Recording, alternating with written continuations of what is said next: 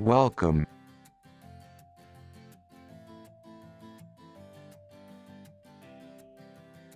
Step 1. We will wash the rice 2 times. Step 2. Put water, which will be double than the amount of rice. Step 3. Put rice in water and cover the lid properly.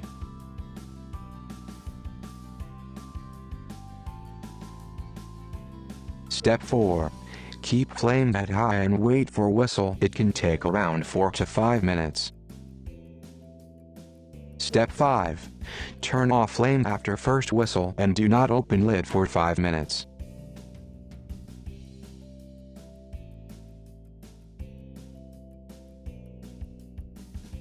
Thanks for watching.